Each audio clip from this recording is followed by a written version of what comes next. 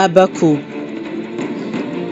Jusqu'à quand, Éternel, crierai-je, et tu n'entendras pas?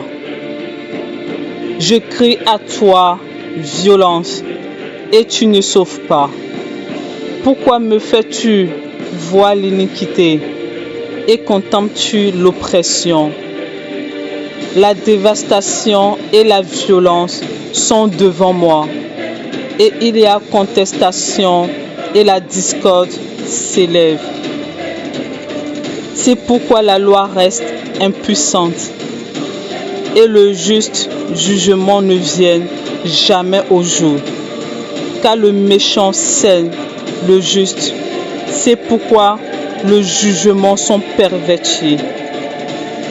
Voyez parmi les nations et regardez et soyez stupéfaits. Car je ferai en vos jours une œuvre que vous ne croirez pas si elle est racontée. Car voici, je suscite les Tchadiens, la nation cruelle et impétueuse qui marche par la largeur de la terre pour prendre possession de domiciles qui ne lui appartenaient pas. Elle est formidable et terrible. Son jugement et sa dignité procèdent d'elle-même. Ses chevaux sont plus rapides que les léopards, plus agiles que les loups du soir. Et ses cavaliers s'élancent fièrement, et ses cavaliers viennent de loin. Ils volent comme l'aigle, se hantent pour dévorer. Ils viennent tous pour la violence. Leurs faces sont tous ensemble, tournés en avant. Ils rassemblent les captifs comme le sable. Et ils se moquent des rois. Et les princes lui sont une risée. Il se rit de toutes les forteresses. Il entassera de la poussière et les prendra. Alors il changera de pensée et passera outre et péchera. Cette puissance qu'il a est devenue son Dieu. Toi, n'es-tu pas de toute ancienneté? Éternel mon Dieu, mon Saint, nous ne mourrons pas. Ô Éternel, tu l'as établi pour le jugement et tu l'as fondé, ô rocher, pour châtier. Tu as les yeux trop purs pour voir le mal et tu ne peux contempler l'oppression. Pourquoi contemples-tu ceux qui agissent perfidemment? Gardes-tu le silence quand le méchant engloutit celui qui est plus juste que lui? Tu rends aussi les hommes comme les poissons de la mer, comme la bête rampante qui n'a personne qui la gouverne. Il les fait tous monter avec la maison. Il les tire dans son filet et les rassemble dans son rêve.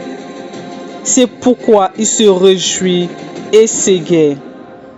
C'est pourquoi il sacrifie à son filet et brûle de l'encens à son rêve, parce que par leur moyen, sa portion est grasse et sa nourriture succulente.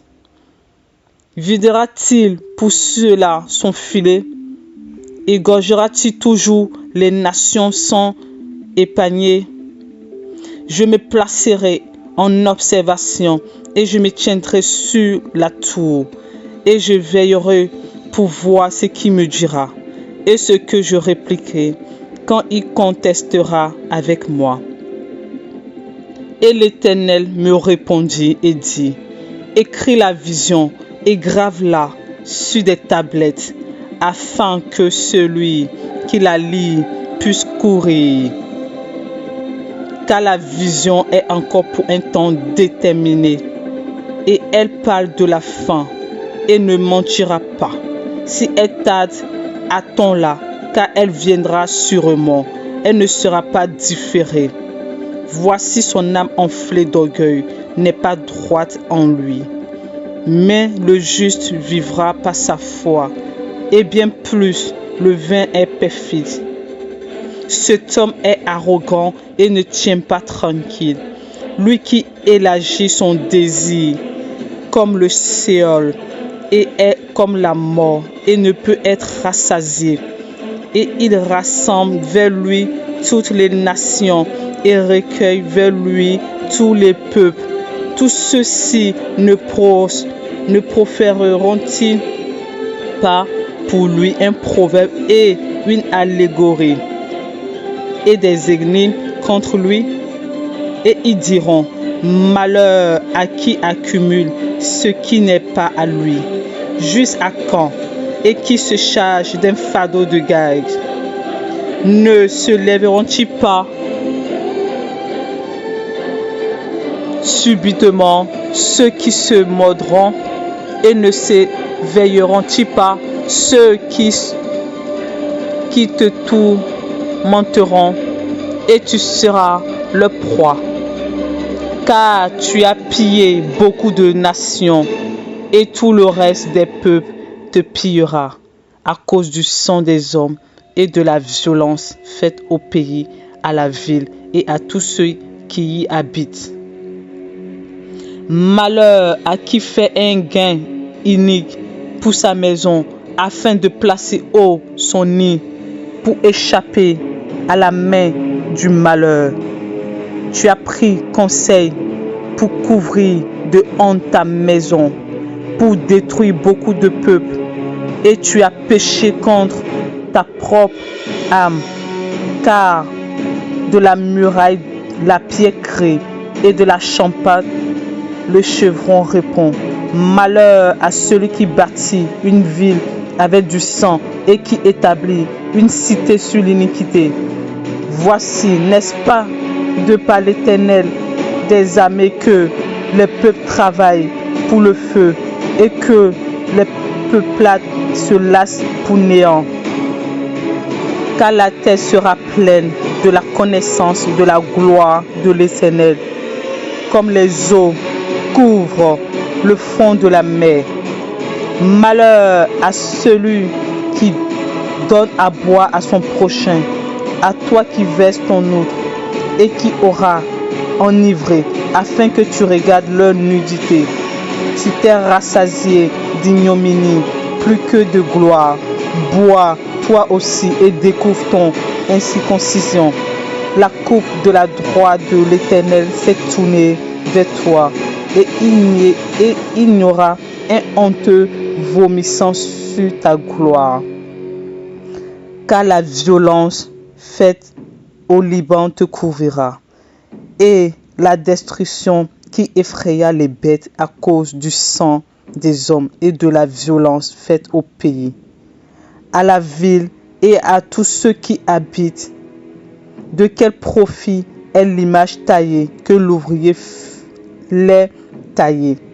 À quoi sert l'image de fonte en enseignant le mensonge pour que l'ouvrier se confie en sa propre œuvre pour faire des idoles muettes?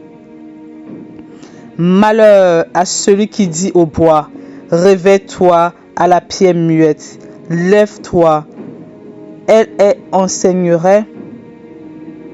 Voici, elle est plaquée d'or et d'argent, et il n'y a aucun souffle au-dedans d'elle. L'Éternel est dans le parler de sa sainteté. Que toute la terre fasse silence devant lui.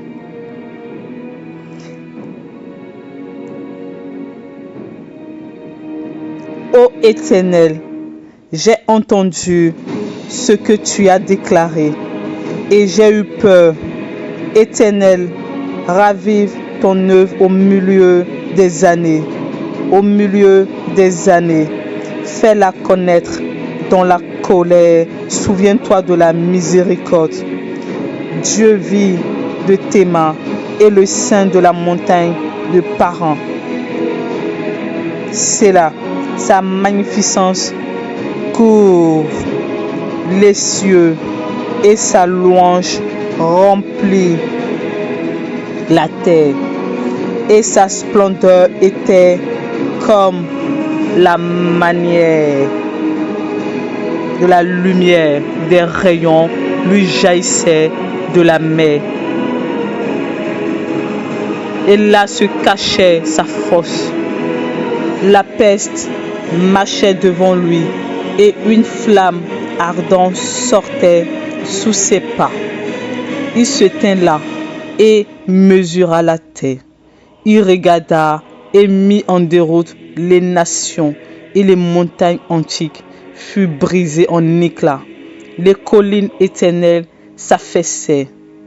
Ses voies sont éternelles. Je vis les tentes de Gussin dans l'affliction. Les tentures du pays de mendiants tremblaient.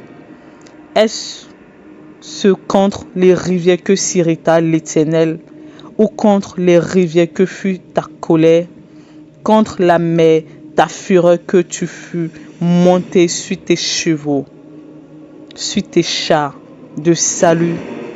Ton arc était mis à nu, les verges de jugement jurés par ta parole. Tu fendis la terre par des rivières, les montagnes te virent et tremblaient. Des torrents d'eau passaient, l'abîme fit retentir sa voix. Il leva ses mains en haut. Le soleil, la lune s'arrêtaient dans leur demeure à la lumière de tes flèches, qui volaient à la splendeur de l'éclair de ta lance. Tu parcourus le pays avec indignation. Tu foulas les nations avec colère. Tu sortis pour le salut de ton peuple, pour le salut de ton oint. Tu brisas le faîte de la maison du méchant, mettant à nu les fondements jusqu'au cou. Tu transperças de ses propres traits la tête de ses chefs. Il arrivait comme un tourbillon pour me disperser. Leur joie était comme de dévorer l'affligé en secret. Tu traverseras la mer avec tes chevaux, la masse de grandes eaux. J'attendis et mes entrailles tremblaient à la voix que j'eus. Mes lèvres frémirent. La pourriture entra dans mes os et je tremblais sous moi-même pour que j'eusse du repos au jour de la détresse. Quand montera contre le peuple celui qui l'assaillira, car le figuier ne fleurira pas et il n'y aura point de produit dans les vignes. Le travail de l'olivier mentira et les campagnes ne produiront pas de nourriture. Les brebis manqueront dans le parc et il n'y aura pas de bœuf dans les étables. Mais moi, je me réjouirai en l'Éternel, je m'égayerai dans le Dieu de mon salut. L'Éternel, le Seigneur, est ma force. Il rendra mes pieds pareils à ceux des bûches et il me fera marcher sur mes lieux élevés. Ainsi soit-il.